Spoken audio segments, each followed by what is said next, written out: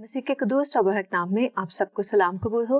Programme हतमी सच्चाई में आप सबको खुशामदीद कहते हैं। खुशामदीद कहती हूँ प्रोफेसर जनाब शफीक कमल साहब को। हम बात कर रहे हैं एक किताब पर जिसे मुरतब किया है ज़फ़र इकबाल साहब ने। किताब का नाम है किताबुल इस्तफ़सार। बहुत से प्रोग्राम हम कंडक्ट कर चुके हैं इस किताब से मुतालिक और इसमें किए गए सवालात को हम अपने प्रोग्राम्स में एड्रेस कर चुके हैं, लेकिन क्योंकि इसमें कोई 300 से ज़ायद सवालात हैं जो ज़फ़र इकबाल साहब ने इसमें मुरतब किए हैं और उन्होंने इस किताब के शुरू में ये लिखा कि कोई ऐसा मसीही शख्स जो इस किताब के सवालात को एड्रेस कर सके। हम बहुत शुक्रगुजार हैं प्रोफेसर जनाब शफीक कमल साहब का, जिन्होंने ये बीड़ा उठाया और कहा कि बेशक चाहे जितना भी अरसा दरकार क्यों ना हो, हम अपने इस प्रोग्राम हतमी सच्चाई के ज़रिए से इन सवालात के जवाब ज़रूर देंगे और ज़फ़र इकबाल साहब तक हतमी सच्चाई पहुँचाने की पूरी कोशिश करेंगे। आज इस किताब से जो टॉपिक हम डिस्कस करने जा रहे हैं वो है मसीह के बारे में पेशन गोइयाँ। तो प्रोफेसर जनाब शफीक कमल साहब, आज इस प्रोग्राम में पहला सवाल जो मैं करने जा रही हूँ, ज़फ़र इकबाल साहब लिखते हैं अपनी किताब में, क्या मसीह के बारे में अहदनामा कदीम में पेशन गोई मौजूद है कि वो मसलूब हुआ या होगा? जी बिल्कुल। मसीह यीशु के बारे में ओल्ड टेस्टामेंट में कुछ 430 मुहतात अंदाजे के मुताबिक पेश गोइयां मौजूद हैं। 430 पेशन गोइयां 430 सिर्फ अहदनामा कदीम में? जी जी जी। तो वो सारी की सारी मसीह यीशु पर मुंतबिक होती है। मैं आपको बताऊं कि सिर्फ अगर आप 22 ज़बूर पढ़ें तो उसमें 16 ऐसी बातें हैं जो वाक़या सलीब के साथ बिल्कुल मुताबिकत रखती।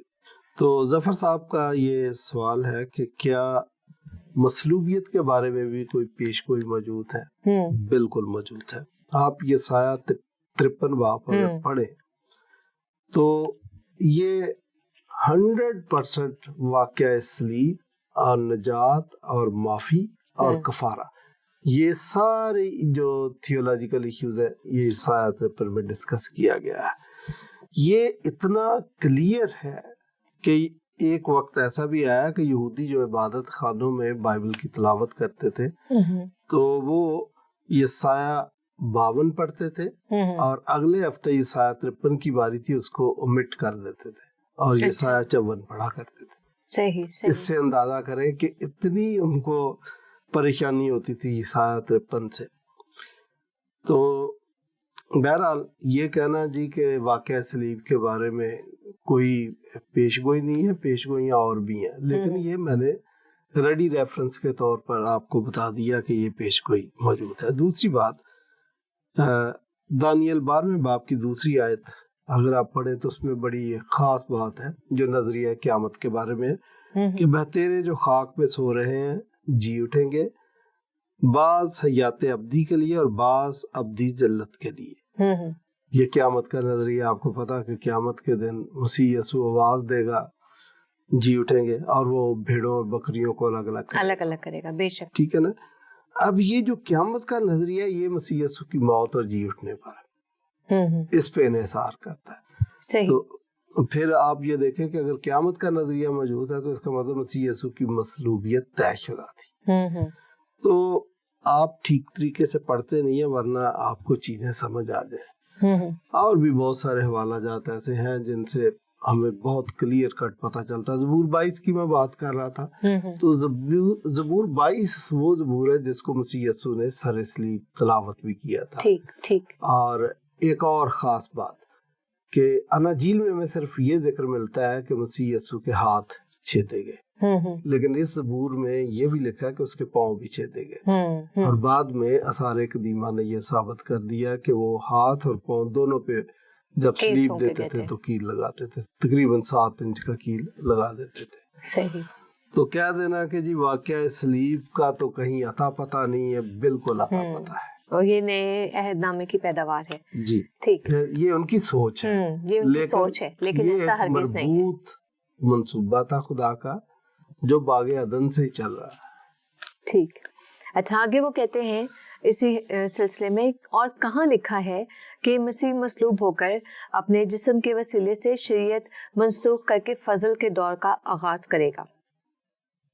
पहले तो मैं उनके सवाल की करेक्शन करना चाहता हूँ। ये इनका सवाल बजाते खुद एक फैलसी पर मबनी है। जब आप فیلسیز کا شکار ہیں اور فیلسیز کے یا مغالطوں کے صحرا میں رہتے ہیں، تو آپ اس قسم کی بونگیاں مارتے ہیں۔ تو میں یہ سمجھتا ہوں کہ یہ جی فضل کے دور کا آغاز، یہ فکرہ اور شریعت کو منسوخ کرنا، یہ کسی حد تک فیلسی کا نتیجہ ہے کہ آپ اس کو مس انٹرپریٹ کر رہے ہیں۔ تو میں دونوں چیزیں الگ الگ کر کے بیان کرنا چاہتا ہوں۔ یہ بہت سارے کرسچن بھی بعض اوقات کہہ دیتے ہیں کہ یہ فضل کا دور ہے۔ فضل کا دور روز اول سے ہی ہے۔ یہ خدا فضل کے بغیر نہیں تھا۔ یس ایگزیکٹلی، وہ الفا اور اومیگا ہے، اور جو اس کی خصوصیات ہے وہ ازلی اور ابدی خصوصیات اس کے ساتھ ہیں۔ آدم نے جب گناہ کیا، بلکہ گناہ کرنے سے پہلے میں آپ کو بتاؤں کہ خدا نے جب اس کو 2 قانون بتائے تھے کہ اس درخت کا پھل کھانا اور اس کا نہ کھانا، یہ بھی خدا کے فضل کا اظہار ہے۔ ورنہ لوگ کہتے ہیں مائنڈ یور اون بزنس، مجھے کیا بھائی، تو جا، تجھے بنا دیا، اب تو جانے، تیرا کام جانے۔ لیکن یہ بھی خدا کا فضل تھا۔ جب آدم نے گناہ کر لیا اور وہ چھپتا پھر رہا تھا کہ میں ننگا ہوں، تو آپ کو پتا ہے کہ خدا کو جب اس نے بتایا تو خدا نے کہا تجھے کس نے بتا دیا کہ تو ننگا ہے؟ خدا کو تو پتا تھا کہ یہ ڈے 1 سے ہی ننگا ہے۔ تو ایکچولی اس کے گناہ نے اس کو ننگا کر دیا تھا۔ تو آپ کو پتا ہوگا کہ خدا نے اس کو چمڑے کا دونوں کا لباس بنا کے دیا، ان کے ننگے پن کو ڈھانپا۔ ادروائز وہ پتوں سے اپنے جسم کو ڈھانپنے کی ناکام کوشش کر رہے تھے۔ تو یہ بھی خدا کا فضل تھا کہ اس کو چمڑے کا لباس پہنا کے دیا۔ میرے کوئی عزیز ہیں، تو یہ کوئی 22-23 سال پرانی بات ہے، انگلینڈ میں جا رہا تھا تو انہوں نے کہا چمڑے کی وہ نا لیدر کی جیکٹ لیتے آنا۔ میں نے کہا 2 لے آؤں گا، مجھے کیا پتا، میں نے کہا 500 کی آئے گی، 600 کی آئے گی۔ تو یہ 20 سال پرانی بات آپ کو بتا رہا ہوں کہ اس وقت وہ میرا خیال 8-10 ہزار کی تھی۔ میں نے کہا او بھائی یہ تو 20 ہزار کا خرچہ۔ آپ سمجھ رہے ہیں کہ اتنی مہنگی اس وقت خدا نے ان کو فری میں دے دی، چمڑے کی جیکٹس، چمڑے کا لباس۔ تو یہ خدا کا فضل نہیں تھا؟ ورنہ ٹھیک ہے بھی، اچھا آپ نے پتوں کا لباس بنایا نا، تو میں زیادہ کرتا ہوں کہ اس سے بہتر بنا دیتا ہوں، چمڑے کا کیوں بناؤں؟ یہ خدا کا فضل تھا۔ اور پھر آپ یہ دیکھیں کہ قائن جو کہ قاتل تھا، پہلا قاتل تھا، اس نے بھی جب خدا سے فریاد کی کہ آپ نے مجھے سزا دے دی ہے، یہ سزا بہت بڑی ہے، اس طرح میری برداشت سے باہر ہے، میں جنگل میں کہاں جاؤں گا، جہاں جو بھی مجھے دیکھے گا مجھے چیر پھاڑ دے گا۔ تو خدا نے اس کو ایک نشان دیا تھا۔ اس سے بہتر کو فضل ہو سکتا ہے کہ خدا نے اس پہ بھی ہاتھ رکھ دیا تھا کہ جو قائن کو قتل کرے گا میں 7 گنا اس کا بدلہ لوں گا۔ اس سے بھی پہلے قائن کی جب قربانی منظور نہیں ہوئی تو قائن کو خدا نے کہا کہ دیکھ گناہ تیرے دروازے پر دبکا بیٹھا ہے اور تیرا مشتاق ہے پر تو اس پر غالب آ۔ تو یہ پیشگی اس کو اطلاع دے دینا کہ بھائی اس کی بچت کا ایک طریقہ ہے اور تیری ذات کو گناہ سے خطرہ ہے، بچ، یہ بھی خدا کا فضل ہے۔ شریعت کے 613 قوانین جو دیے، یا مشہور ڈیکالاگ، 10 احکام عشرہ، یہ بھی خدا کا فضل تھا۔ تو کہہ دینا کہ جی خدا کے فضل کا آغاز ہو گیا، فضل کا دور شروع ہو گیا، فضل کا دور ہمیشہ سے تھا۔ آپ یہ کہہ سکتے ہیں کہ یہ فضل پر فضل ہوا، یعنی فضل کے خدا نے فضل کی انتہا کر دی، بے شک حد سے زیادہ کر دیا، اور ہر فرد بشر کے لیے جائز اوپن کر دیا۔ یہ بات ہے۔ تو یہ آپ کی فیلسی ہے کہ فضل اس وقت شروع ہوا۔ باقی جب آپ کہتے ہیں شریعت منسوخ، تو اس سے امپریشن بڑا غلط پڑتا ہے۔ میں اس کو اس طرح کہوں گا کہ شریعت کو پورا کیا، اور مسیح یسوع نے یہی کہا کہ میں شریعت کو منسوخ کرنے نہیں بلکہ پورا کرنے۔ مطلب قربانیوں کا جو سسٹم تھا، قربانیاں ہو رہی تھی لیکن اب میں نے پورا کر دیا کہ ایک کامل اور کافی قربانی کر دیا، اب اس کے بعد آپ کو سال بہ سال قربانیاں کرنے کی ضرورت نہیں ہے۔ تو وہ جو سیریمونیل لاز تھے اب ان کی ضرورت نہیں البتہ ایتھیکل لاز اپنی جگہ پر موجود ہیں اور وہ موجود رہنے چاہیے اور وہ موجود رہیں گے. اور یہ 10 احکام تو چھوٹے بچوں تک کو سکھائے جاتے ہیں کہ یہ 10 احکام جو ہیں وہ سیکھیں, یاد کریں. تو اگر وہ منسوخ ہو چکے ہوتے تو کبھی بھی مسیحی اس کو اپنی پریکٹس میں نہ رکھتے. اچھا, دوسری بات میں آپ کو بتاؤں کہ شریعت کے احکام کی اگرچہ 3 قسمیں ہیں, وہ کسی قسم کے بھی ہوں, آپ یہ نہیں کہہ سکتے کہ ان کی اہمیت ختم ہو گئی ہے. ان کی اہمیت اب بھی اپنی جگہ پر ہے. لوگ ان کو سمجھنے میں شاید کوئی غلطی کرتے ہیں. کبھی موقع ملا ہم اس پہ بھی بات کریں گے کہ ان احکام کا ہماری زندگی میں عمل دخل کیا ہے, وہ بھی بات کریں گے. آگے وہ کہتے ہیں, لکھتے ہیں, کہاں لکھا ہے کہ مسیح یہودیوں کے گناہوں کا کفارہ ادا کرے گا؟ آپ کیا کہیں گے اس بارے میں؟ دیکھیں, ہم جو پہلے بات کر رہے تھے کہ خدا کا فضل تھا کہ اس نے ایک سیکریفیشل سسٹم بھی اس نے دیا تھا بنی اسرائیل کے لیے, کہ آپ سے کوئی غلطی سرزد ہوتی ہے, گناہ خطا ہوتا, تو آپ قربانی کا جانور لے کے کاہن کے سامنے جائیں ہیکل میں, اور وہاں پر قربانی کریں, اپنے گناہوں کی معافی مانگیں, اقرار کریں, توبہ کریں, اور خدا کے فضل سے معافی کے ذریعے فیض یاب ہو جائیں. تو یہ کہنا جی کفارہ کہاں لکھا, یہ جو سیکریفیشل سسٹم ہے یہ کفارے کی ابتدائی فارم ہے, اور وہ اپنی جگہ ویلڈ تھی. لوگ صدیوں تک اس نظام کے ذریعے, اس کفارے کے ذریعے فیض یاب ہوتے رہے. البتہ مسیح یسوع نے جب ایک کامل کفارہ دے دیا تو اس کے بعد اب آپ صرف کو ایمان لانے کی ضرورت ہے. لیکن یہ کہنا جی کہ کہیں اولڈ ٹیسٹمنٹ پہ کفارے کا ذکر نہیں ہے, یہ سیکریفیشل سسٹم آنے والی پرفیکٹ قربانی کا مظہر تھا. تو اس کا آپ کہہ لیں کہ پری فگر اس کا موجود تھا اور لوگ کرتے تھے. یسایہ 53 باب کی 10ویں آیت میں تو مسیح یسوع کی اپنی قربانی کے بارے میں بڑا کلیئر لکھا کہ اس کی جان گناہ کی قربانی کے لیے گزرانی جائے گی. تو پھر آپ کیسے یہ سوال کرنے کی جرات کر سکتے ہیں کہ کفارے کا کہیں اولڈ ٹیسٹامنٹ میں تصور نہیں ہے؟ اولڈ ٹیسٹامنٹ کفارے کے نظریے سے بدرجہ اتم بھرا پڑا ہے. صحیح, ٹھیک. پھر آگے وہ کہتے ہیں کہ یہودی ایسے مسیح کو کیوں کر مانے جو انہیں ابدی نجات تو دلائے گا, لیکن اس شرط پہ کہ یہود کو غیر اقوام کا غلام بن کر رہنا پڑے گا. وہی بات ہے, یہ سوال بھی فیلسی پر مبنی ہے. دیکھیں, یہ 4-5 چیزوں کو مکس کر دیتے ہیں, اور مکس اس لیے کرتے ہیں کہ دے آر کنفیوزڈ. اور جتنے بھی کنفیوزڈ لوگ ہیں وہ اپنے کنفیوژن کی وجہ سے ہٹ درمی کی طرف چلے جاتے ہیں اور پھر نجات سے محروم رہ جاتے ہیں.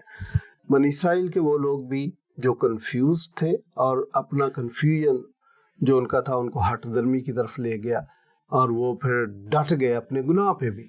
آپ دیکھیں, اتنا ڈٹ گئے کہ انہوں نے کہا کہ مسیح یسوع کو صلیب دو, اس کا خون ہماری اور ہماری نسل کی گردن پر. اور یہ ایک ایسا بیان تھا جس کا بعد میں ان کی نسلوں کو خمیازہ بھگتنا پڑا, اور ابھی تک بھی بھگت رہے ہیں. اب آپ دیکھیں کہ ان کے پاس دنیا کی آج بھی بہترین ٹیکنالوجی ہے, لیکن چین کی نیند نہیں سو سکتے. ایک دھڑکا لگا رہتا ہے. وہ غالب کا ایک شعر ہے نا کہ تھا زندگی میں مرگ کا کھٹکا لگا ہوا, اڑنے سے پیشتر بھی میرا رنگ زرد تھا. تو یہ ان کا بھی رنگ, ٹیکنالوجی کے باوجود ان کا رنگ زرد رہتا ہے. تو وہ وجہ یہی ہے. اچھا, اب ہمارے مسلمان دوست, چلیں ہم ظفر اقبال صاحب کا نام لے لیتے ہیں, لیکن یہ عموماً مسلمانوں کا یہ رویہ ہے کہ وہ بھی اس کو مس انڈرسٹینڈ کرتے ہیں. اب وہ کہتے ہیں جی ان کو پرابلم یہ ہے کہ یہودی غلام ہے. اچھا, یہ پرابلم خود اپنے یہودیوں کا بھی تھا. وہ کہتے تھے کہ جو مسیحا ہمیں آزادی دلائے گا وہ سیاسی آزادی ہے. وہ اس کو سیاسی آزادی سے ہی تعبیر کرتے تھے, اور اس لیے مسیح پر جو انہوں نے الزام بھی لگایا وہ بھی یہی کہ یہ سیاسی آزادی کے لیے کام کر رہا ہے, گویا بغاوت کر رہا ہے آپ کے خلاف. یہی الزام لگایا تھا انہوں نے.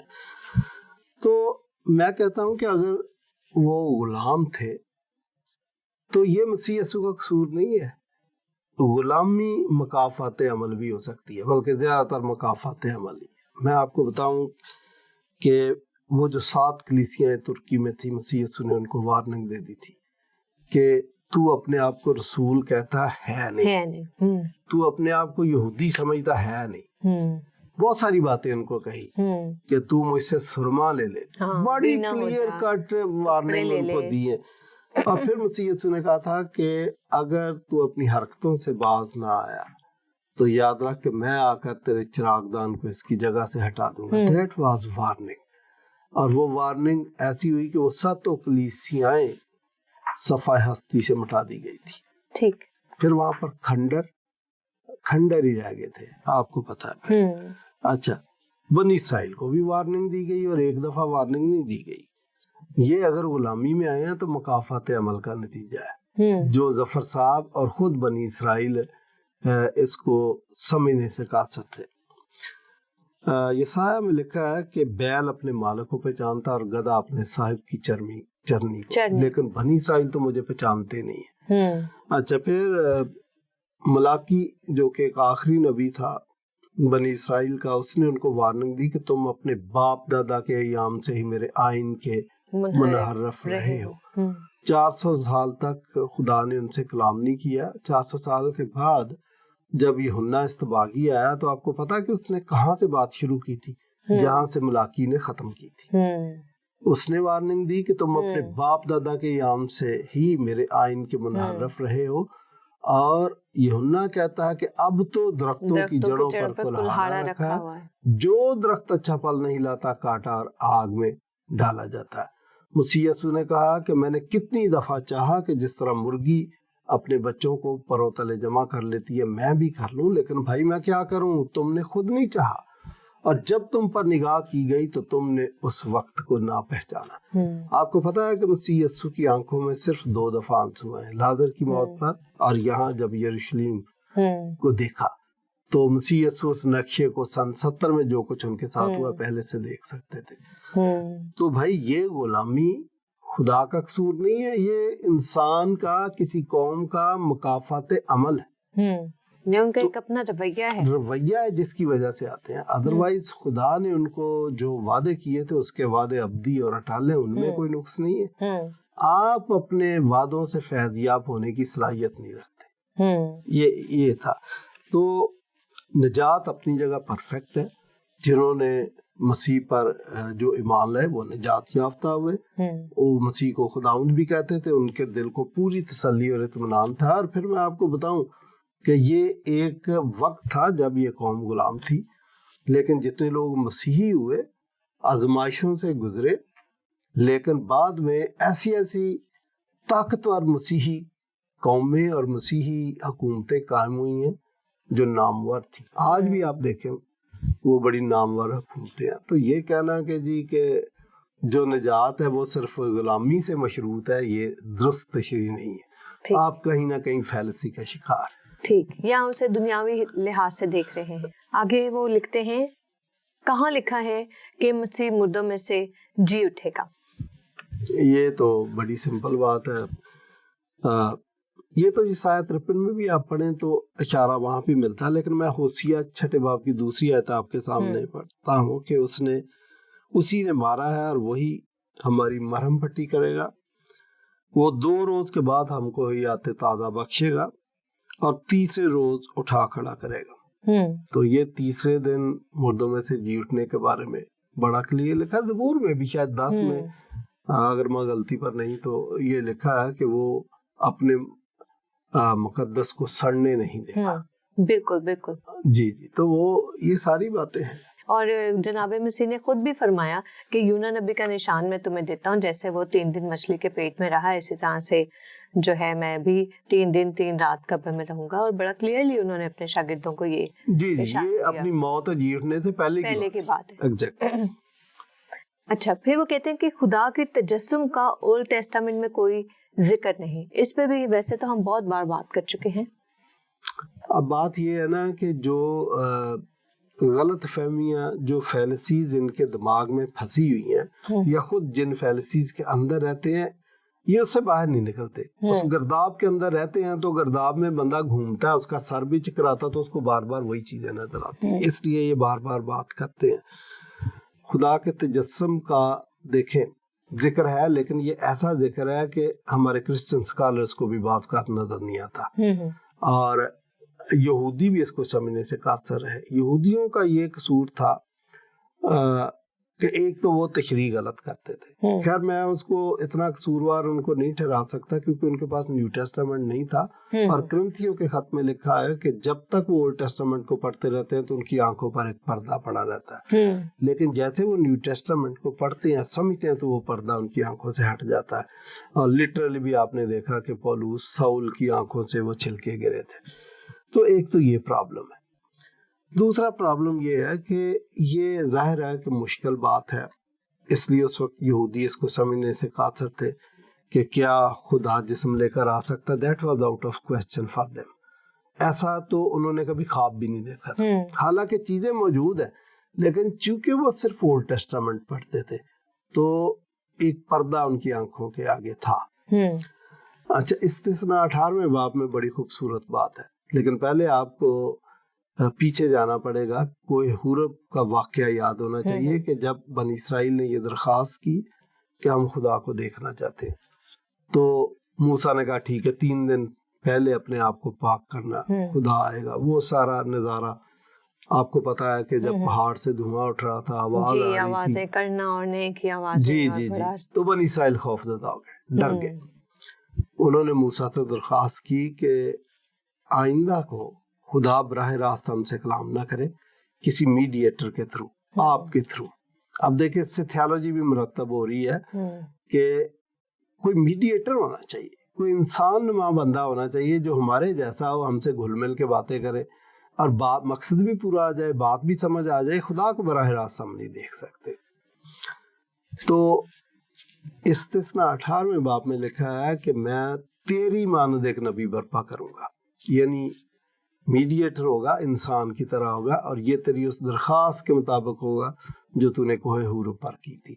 اب آپ اس کو سمجھنے کی کوشش کریں کہ خدا خود آنا چاہ رہا تھا، لیکن تمہاری درخواست یہ تھی کہ براہ راست ہم خدا کو دیکھ نہیں سکتے، اب وہ انسان بن کے آ جائے گا۔ ان ساری چیزوں کو ہم نے سمجھنا ہے۔ اور پھر یہ سایہ 35 باب میں تو کلیئر لکھا کہ اس وقت میں خود آؤں گا، میں خود آؤں گا، اور جب میں خود آؤں گا تو اندھوں کی آنکھیں وا کی جائیں گی، اور لنگڑے ہرن کی مانند چوکڑیاں بھریں گے، مردے زندہ کیے جائیں گے، اور وغیرہ وغیرہ، یہ ساری باتیں۔ تو یہ کہنا کہ جی کہیں ذکر ہی نہیں ہے، کہیں شائبہ تک نہیں ہے، سب کچھ موجود ہے۔ آپ نے ود ان دا لائنز پڑھنا اور اپنی آنکھوں کو کھول کے آپ پڑھیں تو آپ کو سمجھ آ سکتی ہے کہ خدا کے تجسم کا نظریہ بھی کہیں نہ کہیں کسی نہ کسی رنگ میں اولڈ ٹیسٹامنٹ میں موجود ہے۔ صحیح۔ اچھا سر، ابھی آپ نے پہلے جو میں نے سوال پوچھا تھا اس میں آپ نے ذکر کیا تھا کہ سیاسی آزادی اور روحانی آزادی یا گناہوں سے مخلصی کو اگر آپس میں مکس کر دیا جائے تو یہ ارتکاب جرم ہے۔ تو کیسے یہ ذرا اگر کسی مثال سے آپ سمجھائیں تو شاید اور زیادہ اچھا اور بہتر ہوگا، کم از کم میرے لیے تو بہت بہتر ہوگا۔ بہت اچھا کیا آپ نے یہ کلیریفیکیشن مانگ لی۔ بعض اوقات ہم تو روانی میں کہہ جاتے ہیں نا، اور چونکہ ہمارے ذہن میں کلیئر ہوتا تو ہم سمجھتے ہیں کہ سامنے والے کو بھی سمجھ میں آ جائے، لیکن آپ نے اچھا کیا، تھینک یو۔ دیکھیں 2-3 واقعات میں آپ کو بتاؤں گا کہ جس کی وجہ سے بنی اسرائیل they were missing the target، کہ وہ اس شخصیت کو پہچاننے سے قاصر ہے۔ مثلا زبدی کے بیٹوں کی ماں، تو زبدی کے بیٹوں کی ماں مسیح یسوع کے پاس پہنچ جاتی ہے کہ دیکھیں آپ کے ساتھ رشتہ دار بھی ہے اور ہمیں ایسا لگ رہا ہے کہ اب ہمیں حکومت ملنے والی ہے، تو یہ دیکھو آپ کے کزن بھی ہیں، رشتہ داری بھی ہے، تو ایک کو کسٹم میں لگا دینا، ایک کو پولیس میں، اچھی سی پوسٹ ہے۔ تو یہ کیا تھا؟ سیاسی آزادی کو گناہوں سے نجات کے ساتھ گڈمڈ کر دیا۔ ایک اور بڑا اہم واقعہ کہ یسوع مسیح جب اماؤس کی راہ پہ جا رہے تھے تو 2 مسافر اس سے بات چیت کر رہے تھے، اور آپ کو پتا کہ مسیح یسوع کو وہ پہچاننے سے قاصر تھے، بعد میں پہچانا، اور کیا کہا کہ ہمیں اس شخص سے بہت ساری امیدیں تھی لیکن وہ تو ہماری ساری امیدوں پر پانی پھر گیا۔ اب آپ کو پتا چلا کہ وہ उनके जहन में भी नहीं था कि ये गुनाहों से निजात के लिए आया, वो समझ रहे थे कि रूमियों से आज़ादी दिलाएगा। अच्छा, फिर जी उठने के बाद मसीह यीशु जब शागिर्दों से हम कलाम हुए तो उनसे ये बात की कि भाई जिस तरह मैं जा रहा हूँ इसी तरह तुम मुझे बादलों पे आते भी देखोगे। तो आपको पता उनका अगला सवाल क्या था?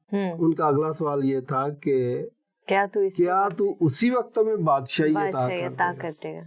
तो मसीह यीशु ने उनकी उस गलत फहमी को दूर किया, क्योंकि ये शागिर्द थे, उनकी गलत फहमी को दूर किया। अमाउस की राह वालों की भी गलत फहमी को दूर कर दिया था।